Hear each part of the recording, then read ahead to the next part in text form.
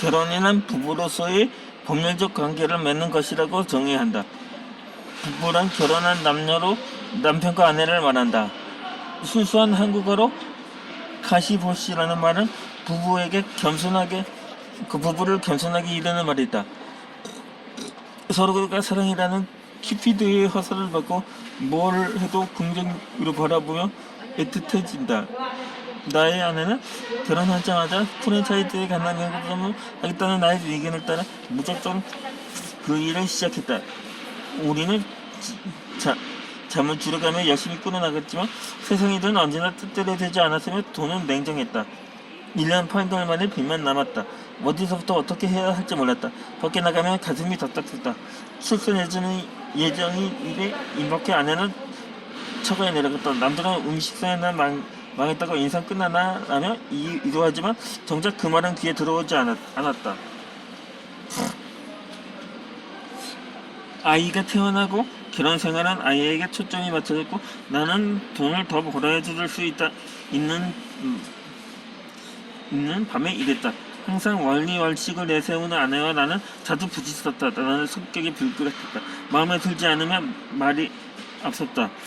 좋지 않은 말을 자주 사용하다 보니 아내의 표정은 어두웠다. 내가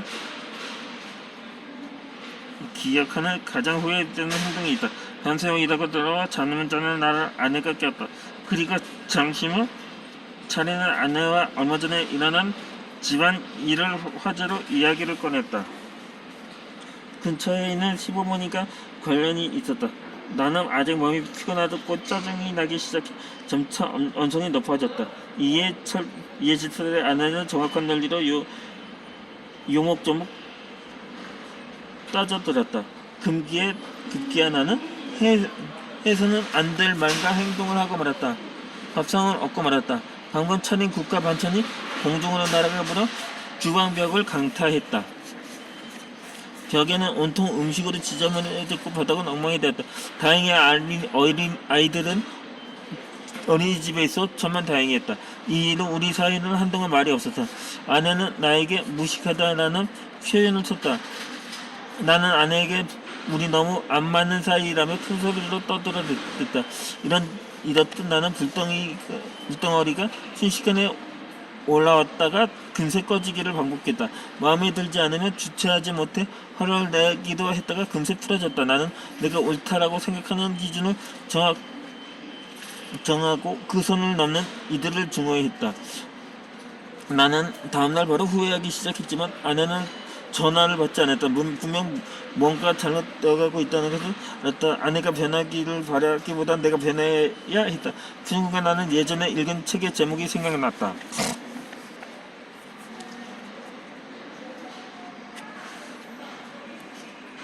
우리는 사소한 것에 목숨을 건대의 저자 리처드 칼슨은 말한다.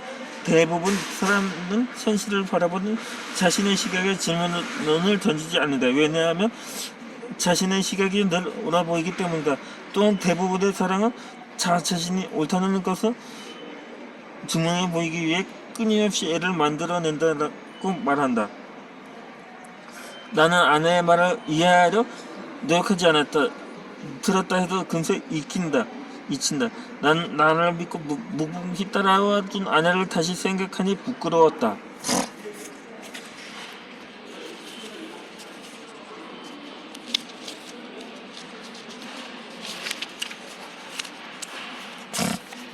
아내는 나의 사과를 받는데 한 달이라는 시간이 걸렸다. 그만큼 큰 충격이었을 것이다. 이번 일을 계기로 나는 변화를 스스로 다짐했다. 그리고 독서에 나를 투자하는데 더 많은 시간을 보내고자 다짐했다. 지금껏 독서를 꾸준히 지속하게 만든 이유가 되었다. 독서를 통해 성격을 바꾸려 부단히 노력했다. 많은 성공자의 인내심과 실행력은 나를 매번 감동의 두 가지로 빠지게 한다. 지금도 많이 부족하고 배워야 하면 자명한 사실이다. 부부도 공부해야 한다. 율곡 이인은 경몽 요결에서는 부부가 서로 지나치게 치닫하지 않고 서로 공경할 줄 알아야 한다.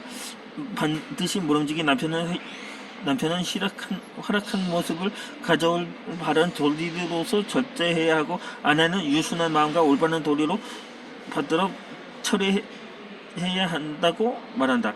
변화하려면 지속한 의지가 필요하다. 한 번으로 끝나는 것이 아닌 지속성이 필요하다. 지속하고 유지하는 방법으로 현재까지 독서를 택했다.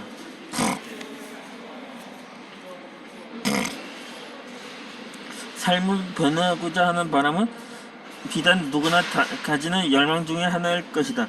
나 역시 살면서 크고 작은 변화들이 생겨났다. 변화에 지나치게 예민하지 않았다. 당연히 받아들여야 하는 숙명처럼 여겼다. 본격적인 변화를 직감하고 독서에 매진한 때는 내 나이 42살이 되던 해였다. 침대부터 정리하라의 저자인 윌리엄 맥레이브는 2011년 오사마 빈라덴 제거를 위한 넵튠 스파이 작전을 지휘한 인물이다. 해군 대장이다. 그는 세상을 바꾸고 싶다면 침대부터 정리하라고 말한다. 해군 특수부대에 38년 동안 근무한 그는 특수부대에 매일 아침 제일 먼저 한 일은 침대 검사였다. 이는 매우 간단한 일이고 기껏해야 평범한 일이다. 나는 집에서 신발 정리를 하고 취침에 들어간다. 집이라는 울타리에 가지런한 신발은 해도 그만 하지 않아도 특별한 것이 없지만 깨끗하게 정리 정돈된 신발장은 마치 그 집의 평화를 상징하기도 한다. 취침 전 평범하겠지만 마지막으로 매일 이루어낸 한 가지 중에 하나에 속한다. 별거 아니지만 완수했다는 성취감이 들어 편안한 잠자리에 든다. 나는 치열하게 그리고 열심히 살아내었다. 하지만 삶의 변화는 언제나 제자리였다. 살면서 중요한 한 가지가 빠져있다는 걸 책을 통해 배웠다. 바로 삶의 목표와 욕망이었다. 그저 눈치만 보면 열심히 하면 알아주겠지 라는 생각만으로 살았기 때문에 변화가 일어나지 않았다. 성공자들은 아무리 극한 상황에서도 꿈과 용기를 잃지 않았다. 다산 정혜권 선생은 위배지에서도 책을 넣지 않고 읽었던 것은 화물에 대한 깊은 뜻이 있어 가능했다. 의식혁명가 앤서니 라빈스는 뚱뚱한 빌딩 청소부였지만 삶을 변화시키는 절대 소수의 삶이라는 목표를 가지고 노력했다. 책을 통해 나에게 없는 그것을 알아차리기 시작했다. 삶의 목표가 없는 돈 벌기에 급급했다. 어느 날 나는 내 삶의 목표를 종이에 적기 시작했다.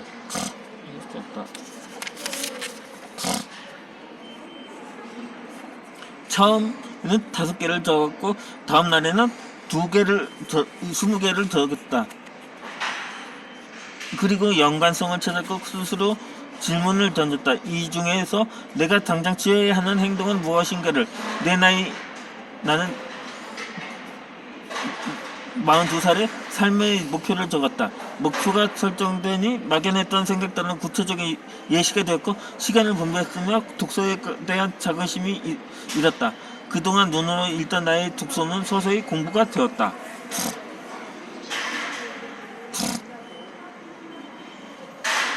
삶의 변화를 주고자 하면 이미 살다 간 선인들이 쓴 책을 통한 간접 경험이야말로 가장 실수를 적게 만드는 인생의 교과서다. 변화는 누구나 원하고 누구나의 욕망이다. 하지만 대부분 망설이고 주저하며 시간만 보내고 만다. 지금 이 순간에도 현재라는 시간은 과거로 나와간다. 변화는 두려움을 동반한다. 두려움은 100만 가지 안 되는 이유를 들지만 되는 이유는 단 한 가지다. 두려움을 없애는 한 가지는 열정이다. 열정은 삶의 확실한 목표를 동반하며 이를 지속하는 좋은 예는 꾸준한 독서의 습관이다. 독서를 통한 목표는 삶을 승주리자 바꾸는 원동력이 된다.